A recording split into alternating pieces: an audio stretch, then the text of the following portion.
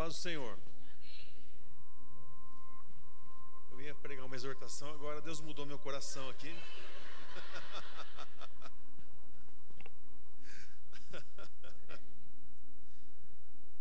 Ai, Senhor.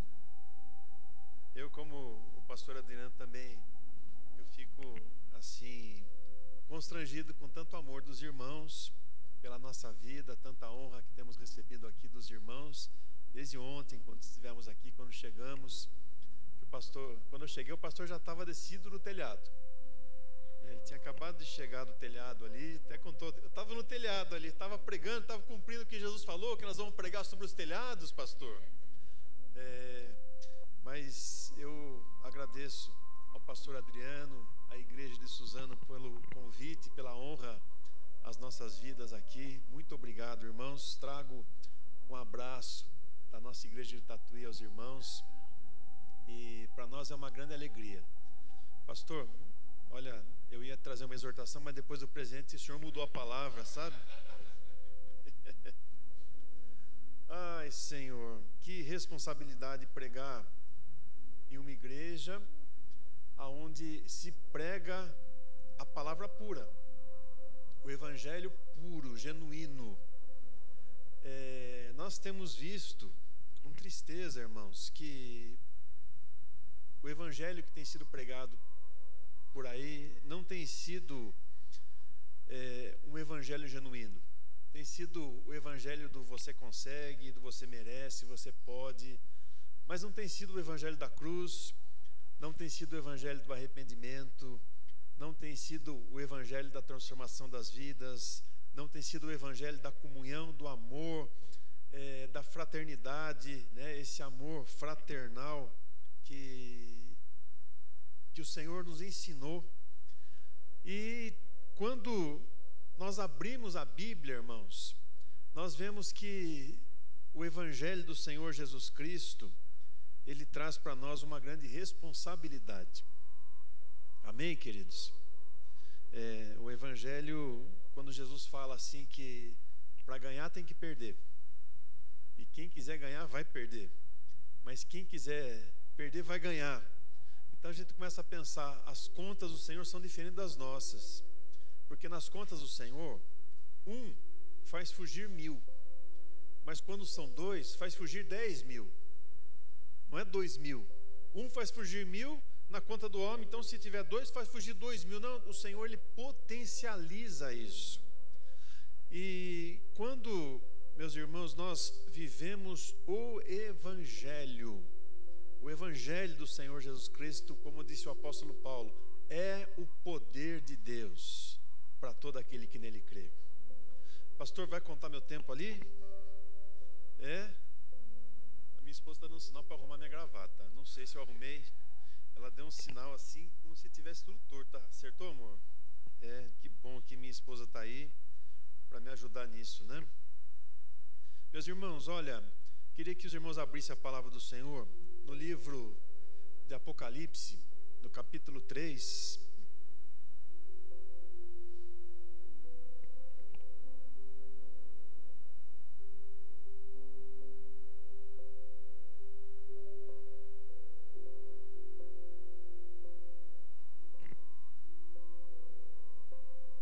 Louvo a Deus pelo banquete que Ele nos deu ontem aqui na igreja, a palavra que foi ministrada sobre as nossas vidas, a unção do pastor Ricardo, a palavra que o pastor trouxe da unção do pastor Ricardo, a palavra que o pastor Celso ministrou, e de nós vermos aqui, meus irmãos, uma igreja tão linda, tão arrumada, e com membros assim tão ativos na obra do Senhor, trabalhando, incansáveis, a ponto de subir no telhado e não querer descer mais. Meus irmãos, que os irmãos sejam fortalecidos na força do Senhor e sejam incansáveis nessa obra, sejam incansáveis. E eu quero entregar aos irmãos uma palavra. Eu vou ler o texto para nós orarmos, os irmãos poderem sentar, que eu pedi para os irmãos ficarem em pé antes da hora, e eu não quero ficar falando com os irmãos em pé, mas eu quero trazer para os irmãos esse texto aqui, porque é isso que Deus quer tratar conosco nesses próximos 12 meses da história desta igreja. Apocalipse capítulo 3, a partir do versículo 7, a palavra do Senhor diz assim: e ao anjo que está em Filadélfia escreve.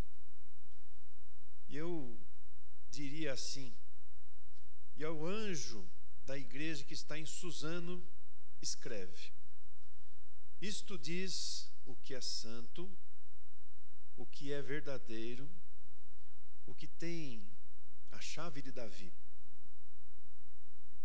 o que abre e ninguém fecha, e fecha e ninguém abre. Eu sei as tuas obras. Eis que diante de ti pus uma porta aberta e ninguém a pode fechar. Tendo pouca força, guardaste a minha palavra e não negaste o meu nome.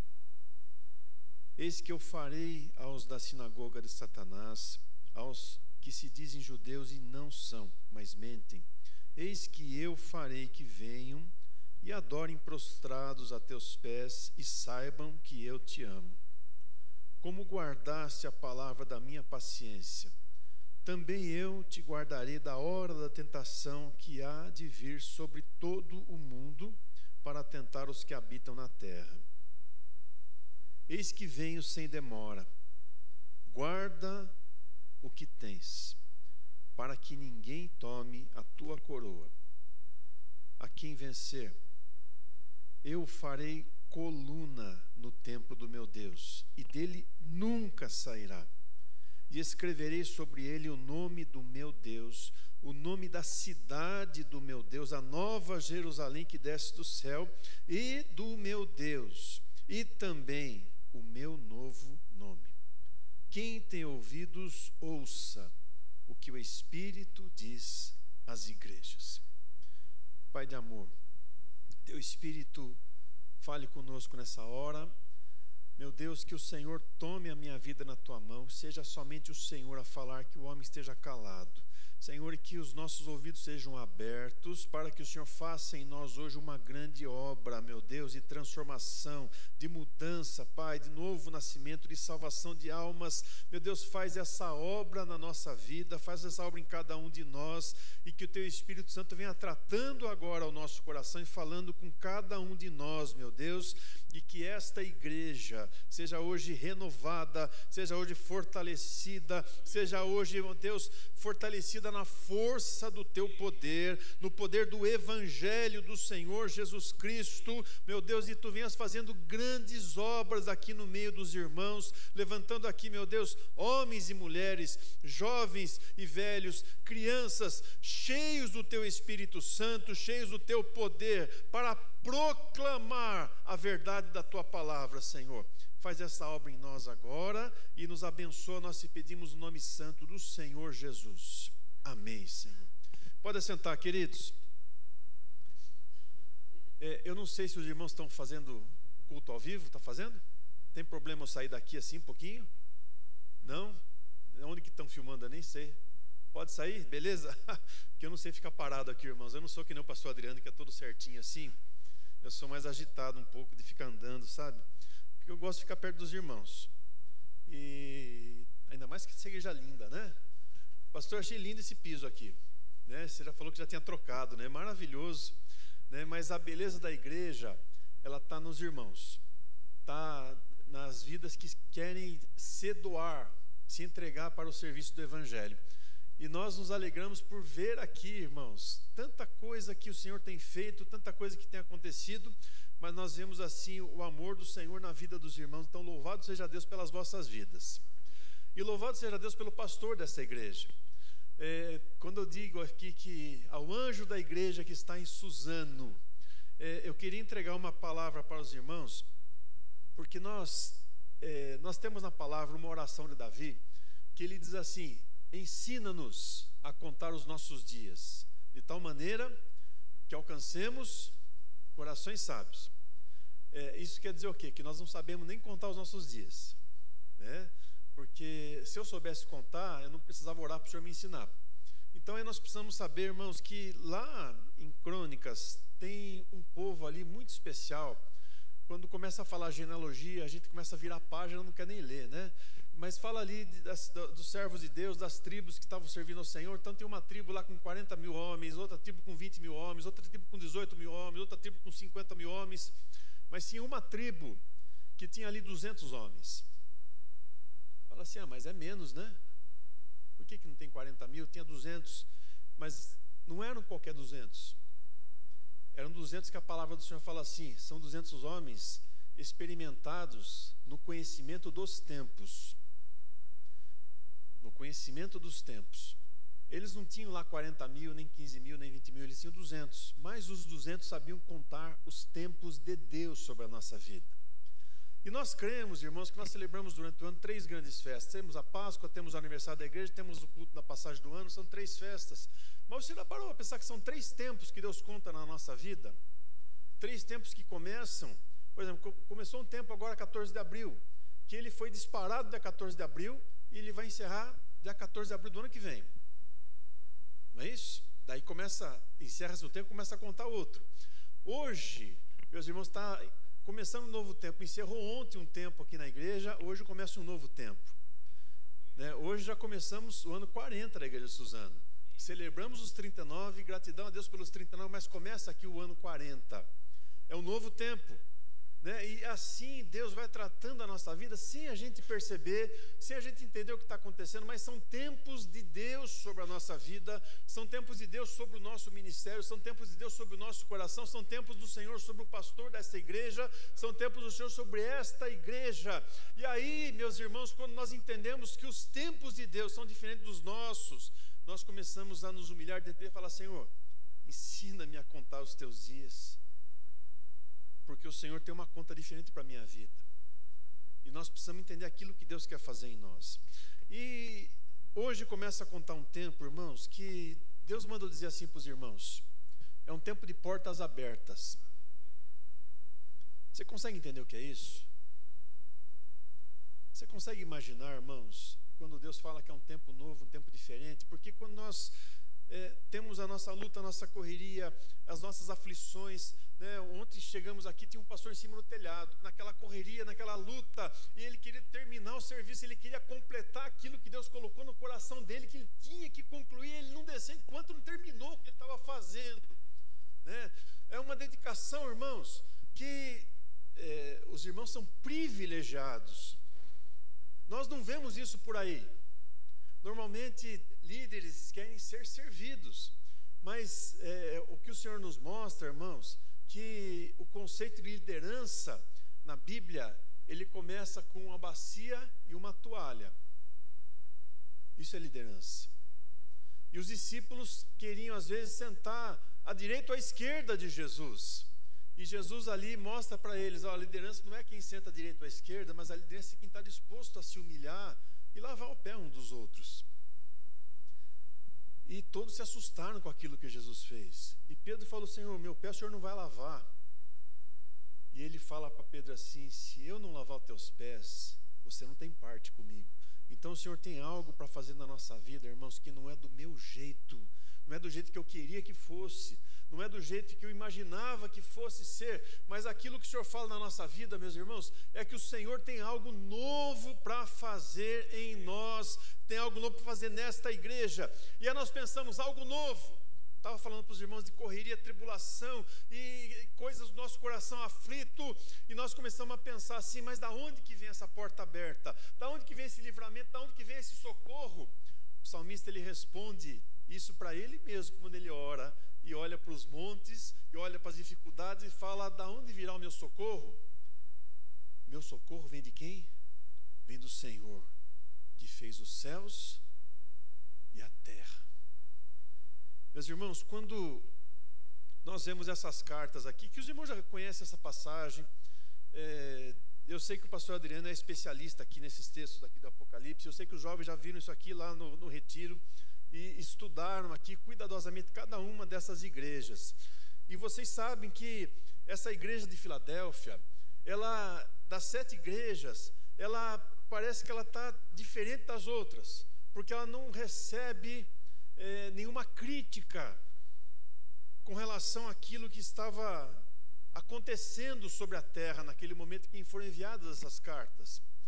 Mas nós vemos também aqui, irmãos, que essa igreja de Filadélfia, ela poderia não ser tão importante quanto a igreja de Éfeso, ela poderia ser não tão rica quanto a igreja da Laodiceia, ela poderia não ter tantas pessoas importantes quanto Tiatira e Sardes, mas era uma igreja pequena, talvez fosse uma igreja humilde, pode não ser a mais pobre de todas, mas era uma igreja humilde, simples. A força não estava na riqueza desse mundo, no ouro, na prata. A força dessa igreja não estava no número das pessoas. A força dessa igreja não estava no destaque de ter alguma autoridade, alguma pessoa, alguma celebridade importante ali no meio deles. Mas a força dessa igreja, irmãos, estava no guardar a palavra de Deus. A palavra de Deus. Aquilo que o Senhor reservou para os fiéis, aquilo que Deus não entrega para todos, mas para um grupo determinado de pessoas, porque numa dessas cartas aqui tem uma promessa que o Senhor vai entregar para eles, para aqueles que forem fiéis, a quem guardar isso tudo, vai entregar uma coisa chamada maná escondido, a provisão de Deus, que ela não está aberta para todos, mas o maná está escondido. E o Senhor entrega para alguns poucos.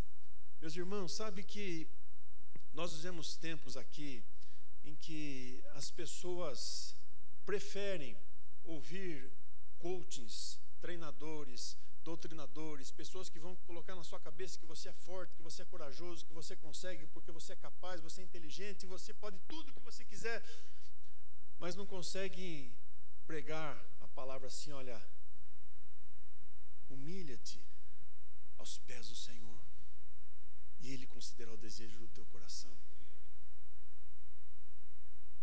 E a igreja de Filadélfia, irmãos, já começa, acho que eu estou dando microfonia aqui, né? A igreja de Filadélfia já começa pelo nome que é muito interessante, porque Filadélfia, se o pastor Adão estivesse aqui, eu ia perguntar para ele o que é Filadélfia em grego, pastor, ele ia falar para a gente, Filadélfia é amor fraternal. A igreja de Filadélfia, irmãos, ela tinha um amor, uma unidade entre os irmãos. Cada um tinha uma importância para o outro. É uma contramão do que acontece hoje no mundo. Porque no mundo hoje nós temos uma crise de empatia. As pessoas querem as bênçãos para mim, mas eu não me importo com quem está ao meu lado. Eu não me importo nem com a minha família, quanto mais com as pessoas que eu conheço, quem está do lado de lá, do lado de cá, a quem é Paulo, quem é de Apolo, quem é Pedro. E as pessoas não se importam muito, meus irmãos, com aquele que está do lado. Mas a igreja de Filadélfia era diferente, porque havia naquele lugar um amor fraternal entre aqueles irmãos. E eu vejo aqui, irmãos, a igreja de Suzano, louvado seja Deus por isso, que os irmãos estão juntos, que os irmãos fazem tudo em comum, e que os irmãos fazem essas loucuras assim de subir em cima do telhado e está todo mundo segurando a escada para o pastor, né? Meus irmãos, e a igreja é isso, o papel da igreja é esse, é nós sabermos que ninguém é igreja sozinho, mas nós somos membros um dos outros. Aqui nós não temos aqui dezenas, centenas de templos do Espírito Santo, mas nós juntos somos o templo do Espírito Santo. O templo. E eu não sei se você já olhou a oração de Jesus pelos seus discípulos, mas eu queria ler um versículo aqui, irmãos, da oração do Senhor. Está lá em João capítulo 17, né, pastor Adriano? É uma coisa que me chama muita atenção. Quando Jesus está orando pelos discípulos, daí ele passa a orar por nós. Porque ele fala para o pai assim, olha, pai, eu não peço somente por esses 11 que estão aqui comigo, porque Judas já não estava mais. Eu não peço somente por esses 11, mas eu peço por todos aqueles que, pela palavra deles aqui, eles vão crer em mim. Quer dizer, ele estava orando por nós. E naquele momento, irmãos, Jesus faz uma oração pela nossa vida. E ele não ora assim: Pai, que eles sejam ricos, que eles tenham bons empregos, que eles tenham casamentos felizes, que eles tenham filhos bonitos, que eles tenham bastante saúde. Não é essa a oração de Jesus por nós. Mas se você olhar aqui em João capítulo 17, nós vamos ver o que Jesus pediu por mim e por você. 17:20 diz assim: não rogo somente por esses, mas também por aqueles que pela sua palavra hão de crer em mim. E a oração dele por nós: para que todos sejam um, como tu, ó Pai, o és em mim e eu em ti, que também eles sejam um em nós, para que o mundo creia que tu me enviaste. Você consegue ver o amor de Deus nessa palavra, irmãos? Você consegue imaginar o que acontece quando a igreja é um só diante de Deus? Quando nós deixamos de lá todas as barreiras, todos os entendimentos diversos, todas as fés diferentes, porque nós às vezes vemos discussões bíblicas que nós dizemos assim, eu tenho certeza que o pastor já ouviu, porque eu já ouvi isso também: pastor, eu creio diferente. Já ouviu, né? Pela carinha que ele fez, ele já escutou: eu creio diferente. Mas aqui está dizendo que, em Efésios, que é uma só fé. Como que eu vou crer diferente se a fé é uma só? Daí a pessoa fala: não, pastor, não é isso que eu quis dizer. Não é que eu creio diferente, eu penso diferente. Já ouviu também. E como que nós vamos pensar diferente se a palavra está dizendo que nós temos a mente de Cristo? E a mente de Cristo, irmãos, ela vai funcionar da mesma forma em cada um de nós. Então não tem como eu crer diferente, não tem como eu pensar diferente, mas tem como eu olhar para a oração de Jesus e ver aquilo que ele pediu ao Pai por mim, e eu entender que é isso que eu tenho que orar também. Esse tem que ser o meu clamor, essa tem que ser a minha oração quando eu olho para os irmãos, quando eu olho para a igreja, quando eu olho para esse altar, quando eu olho para o tempo novo que Deus quer entregar para a nossa vida. Meus irmãos, não tem como nós não pedirmos diferente. Pai Santo, que nós sejamos um na Tua presença. Porque essa, meus irmãos, é exatamente o que aconteceu na igreja de Filadélfia. Eles eram um na presença do Senhor. E aí o Senhor falou para eles assim, ó: assim diz, isto diz o que é santo, o que é verdadeiro, o que tem a chave de Davi, o que abre e ninguém fecha. Eu tenho aqui no meu bolso uma chave.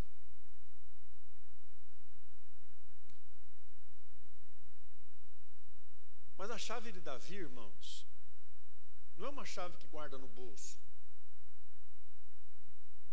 Se você olhar na tua Bíblia aí, o que o profeta Isaías falou da chave de Davi, Isaías capítulo 22, versículo 22. O Senhor diz assim: eis que porei sobre os seus ombros a chave de Davi. A chave de Davi, irmãos, não é algo que se coloca no bolso, é algo que se coloca nos ombros. E você se lembra aquilo que o Senhor Jesus carregou nos seus ombros? O que ele carregou nos ombros? A cruz. A cruz do Senhor Jesus. A chave de Davi, meus irmãos, é a cruz. Por isso que o Senhor Jesus falou assim: se alguém quer me seguir, renuncie-se a si mesmo, tome cada um a sua cruz e siga-me. A chave de Davi, meus irmãos, é quando nós renunciamos à nossa vida, quando nós nos humilhamos diante do Senhor e nós tomamos a nossa cruz e seguimos a Jesus até a morte, porque Jesus morreu e ressuscitou, e nós cremos na sua ressurreição. Então cremos também que se nós morremos com Ele, também com Ele nós ressuscitaremos. E aí o Senhor começa a fazer essa obra na nossa vida, irmãos, dessa chave de Davi que abre e ninguém pode fechar, e que fecha e que ninguém mais poderá abrir, porque é Ele que vai à nossa frente, é Ele que prepara o caminho, e é Ele que nos dá todas as coisas. E louvado seja o Senhor Jesus.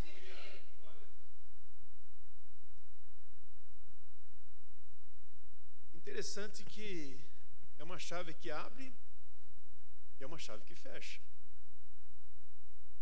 Ontem, eu não me lembro quem falou, não sei se foi o pastor, acho que não foi o pastor Celso, mas alguém falou sobre não ontem, né? É o pastor Adriano que falou, o pastor Wagner falou, né? Sobre ouvir não de Deus. Ele falou para o pastor Ricardo, mas eu ouvi também isso, e acho que os irmãos também escutaram, né? Que nós escutamos nãos de Deus. Porque a chave de Davi, ela também fecha. E quando algo se fecha na nossa vida, irmãos, o que a gente pensa de Deus? Qual que é a reação do nosso coração quando Deus fala não para nós? Porque nós queremos sempre o sim. Senhor, me dá tal coisa sim, e sim, e sim, né? Às vezes a gente vira um filho mimado de Deus, que a gente começa a pedir, nem sabe por que está pedindo, nem precisa daquilo, nem tem vontade de ter aquilo, mas a gente fica pedindo para Deus, pedindo. Mas o Senhor sabe o que é melhor para a nossa vida. Melhor do que nós até. Porque houve uma vez em que os filhos de Zebedeu, Tiago e João, chegaram para Jesus e falaram: Senhor, nós temos um pedido a fazer. E Jesus falou: pode pedir. E eles pediram assim: Senhor, nós queremos no teu reino nos sentar, um à tua direita e outro à tua esquerda. Pedido que eles fizeram. Na cabeça deles, eles estavam pedindo para se assentar num trono. E Jesus respondeu para eles assim: vocês não sabem o que vocês estão pedindo. Porque na realidade, irmãos, o pedido que eles fizeram sem saber que era aquilo, era para o momento da cruz. Quem quer estar à direita e à esquerda de Jesus no momento que ele foi glorificado na sua morte? E eles não sabiam que era aquilo, eles queriam tronos. E o Senhor foi tão bondoso que não entregou isso para eles. Tantas vezes nós pedimos coisas que nós não sabemos o que estamos pedindo, irmãos. E aí vem a chave de Davi e fecha. E louvado seja Deus porque ele fecha. Porque quando ele fecha, ele nos dá livramento. Agora ela abre também. E ela abre portas que muitas vezes estão fechadas. Fechadas pelas circunstâncias, fechadas pela maldade do coração dos homens, fechadas pelo tempo, fechadas por tantas coisas que podem ter portas fechadas. Mas quando nós nos dobramos diante do Senhor, meus irmãos, as portas são abertas para a nossa vida. Mas aquilo que o Senhor quer dizer aqui para a igreja, irmãos, olha só no versículo 8: eis que diante de ti pus uma porta aberta, e ninguém a pode fechar. Igreja de Suzano, as portas do Evangelho estão abertas nesse lugar, pastor. As almas serão salvas. Pastor, melhor começar um projeto aí para quebrar a parede aí, porque vai crescer, vai aumentar, vai ter que tirar um pouquinho o corredor aqui, dar uma espremidinha ali, porque aquilo que o Senhor está falando, irmãos, que esses jovens clamaram aqui hoje por salvação, por missões, cada um dos irmãos é um missionário na obra do Senhor. Não temos só missionários na Índia, ou no México, ou no Peru, mas em Suzano temos aqui muitos missionários também. E os irmãos, como já foi dito na abertura do culto, vão semear a bendita semente andando e chorando, e voltarão com alegria, trazendo consigo os seus molhos, porque as portas estão abertas para esta igreja. E louvado seja o Senhor Jesus, aleluias, aleluias. Quando nós colocamos a nossa vida, irmãos, diante do Senhor, como fez um dia o profeta Isaías, e dizemos assim: Senhor, eis-me aqui. Que palavra de responsabilidade. É uma oração corajosa, porque aquilo que o Senhor perguntou, não para Isaías, o Senhor perguntou. É verdade que só tinha Isaías ali, e mais ninguém. Mas Deus não pergunta assim: Isaías, quem haverá de ir por mim? Ele pergunta para todos que estavam ali, mas só estava Isaías. E nesse momento, irmãos, estamos todos aqui dentro do altar do Senhor. Mas quando o Senhor diz aqui nessa carta: eu sei as tuas obras, Ele está dizendo individualmente para cada um de nós. O Senhor Jesus passa aqui nesse momento no nosso meio. E Ele conhece a nossa vida. E Ele diz para cada um: eu sei as tuas obras. Eu sei as tuas obras. Eu conheço as tuas obras. Eu conheço as tuas obras. E Ele diz para cada um de nós de uma forma individual. Ele não nos trata como genéricos. Ele não nos trata como multidão. Mas o Senhor nos tira do meio da multidão e trata a nossa vida como indivíduo na presença dEle. Meus irmãos, de uma forma que eu não tenho como salvar os meus filhos. Mas a promessa do Senhor diz assim: crê no Senhor Jesus Cristo e será salvo tu e a tua casa. Mas o Senhor, assim como Ele tratou comigo, vai tratar com os meus filhos também, individualmente, cada um de cada vez, mas Ele fará essa obra. Mas quando o Senhor pergunta ali para Isaías, quero dizer isso para os irmãos: se sinta hoje na presença do Senhor, não como se você estivesse aqui no meio da igreja cheia, mas o Senhor Jesus olhando para a tua vida agora, como Ele fez com Isaías. E perguntou assim: a quem enviarei eu? O que você pode dizer para o Senhor hoje? Não sei se Isaías olhou para o lado, olhou para trás, ou ficou constrangido de estar só ele ali diante do Senhor, tendo aquela visão maravilhosa. Mas ele disse: Senhor, eis-me aqui. Se fosse na linguagem de hoje: Senhor, conta comigo, sou teu servo, faz em mim a tua obra, cumpre em mim o teu propósito, faz em mim o teu querer, usa da minha vida para que eu seja bênção, por onde eu passar que eu seja bênção, e a tua bênção transborde a minha mão direita, a minha mão esquerda, na minha frente e atrás, por onde eu passar que haja bênção, na minha casa haja bênção, no meu trabalho haja bênção, na igreja haja bênção, nas ruas haja bênção, que essa cidade seja uma cidade de bênção, que Suzano seja uma bênção, porque aqui tem uma igreja nesta cidade que proclama o Evangelho, então essa cidade seja bênção para o mundo todo, porque o Senhor disse a Abraão: em ti serão benditas, serão abençoadas todas as famílias da terra. Meus irmãos, você sabe o que é o poder do Evangelho? Quando o apóstolo Paulo escreve, ele tenta transmitir para nós isso, irmãos, mas não dá para transmitir em palavras. Mas ele diz assim: o Evangelho do Senhor Jesus Cristo é o poder de Deus. Irmãos, o poder de Deus. O Evangelho do Senhor Jesus Cristo é o poder de Deus para a salvação de todo aquele que crer. E esse poder de Deus está na tua boca, está no teu coração, porque Ele diz aqui para a igreja de Suzano, como Ele disse para a igreja de Filadélfia: você tem pouca força, mas você guardou a palavra do meu poder. Essa palavra está nesse altar, esta palavra está nessa igreja, esta palavra está no teu coração, e ela tem que brotar pela tua boca, meu irmão e minha irmã, porque o Senhor falou que você é uma fonte de águas vivas, e essa fonte tem que jorrar, tem que brotar, porque essa fonte não tem torneira, irmãos. Essa fonte ela brota para a vida eterna. Nós não temos o direito, irmãos, de fechar as nossas torneiras e querer o Evangelho só para nós. O Evangelho egoísta, o Evangelho da minha vantagem, o Evangelho das minhas conveniências. Mas como já foi orado por esses jovens aqui hoje diante do altar, o Senhor nos deu um ide.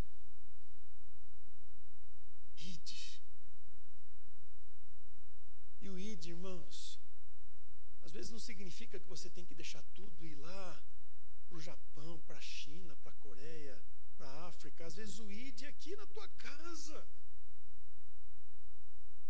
Eu acho que todos nós temos família, e na nossa família pode ter várias pessoas que não sejam salvas.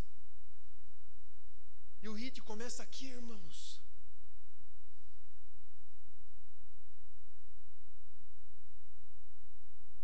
Você pode dizer: pastor, não sei falar. Vou te dizer, Deus falou isso para Jeremias: não diga, Jeremias, que você não sabe falar, porque aquilo que eu mandar você dirá.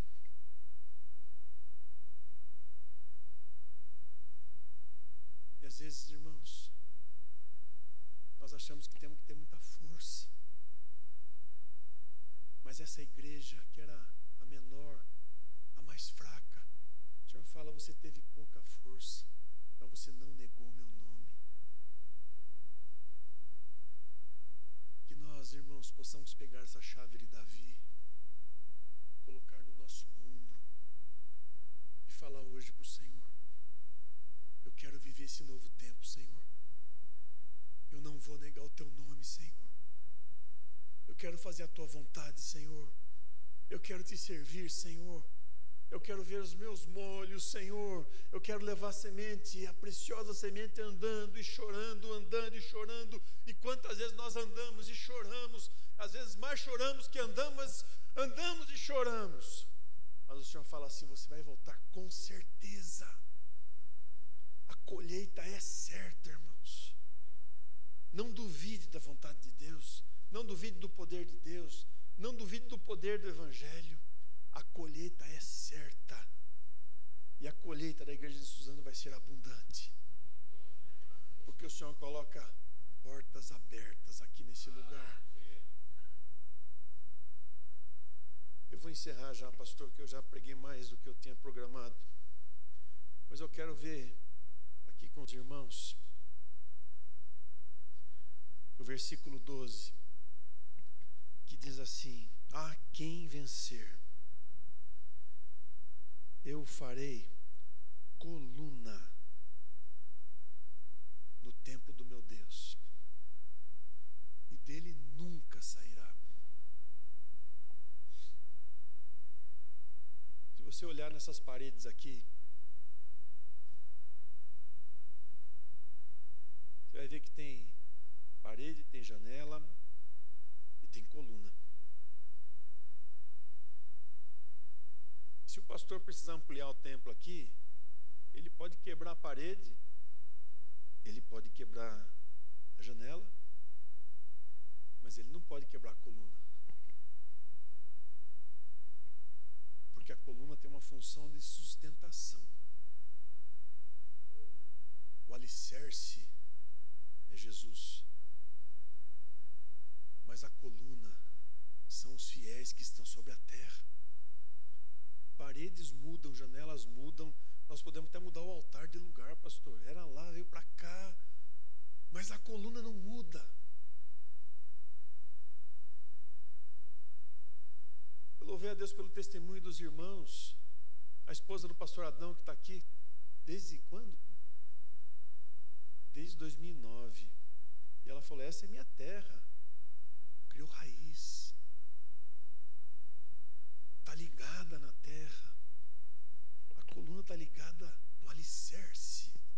Irmãos, coluna é aquele que está ligado no alicerce, que é o Senhor Jesus Cristo. E aí quando você está ligado no alicerce, sabe o que acaba? Acaba aquela conversa de eu penso diferente, eu vejo diferente, eu creio diferente. Acaba isso. E a gente vira João 17. Senhor, faz-nos um. Faz-nos um, porque essas colunas estão todas ligadas. Nós não podemos ver essas ligações, mas estão todas ligadas, irmãos. Estão todas travadas e ligadas no alicerce, que é o Senhor Jesus Cristo. Que a oração dos irmãos seja sempre essa que Jesus faz por nós, que nós sejamos um. Que esta igreja seja uma igreja de um só coração, uma só fé, um só batismo, um só Espírito, uma só palavra, um só Deus e Pai sobre todos nós. E o Senhor abençoe essa unidade de Filadélfia nesse lugar, e as portas sejam abertas nesse lugar, e o Senhor derrame a sua glória nesse lugar.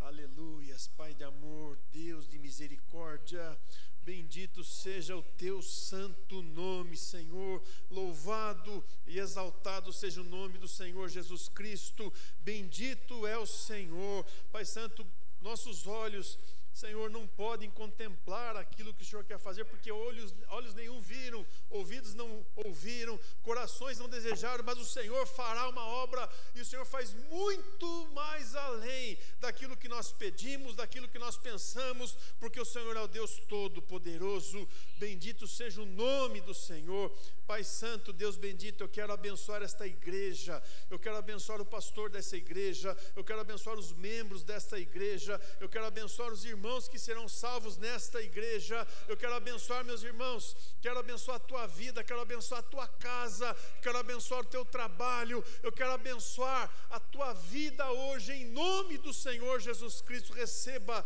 essa bênção sobre a tua vida, e que o Senhor faça sobre a tua vida hoje portas abertas, que o Senhor faça nessa igreja hoje portas abertas, e ninguém poderá fechar, porque é o Senhor que abre essas portas. Assim, meu Deus, eu entrego a tua palavra ao teu povo, e eu te agradeço, meu Deus, por tudo aquilo que teu Espírito Santo fará nesse lugar, porque grande é o Senhor.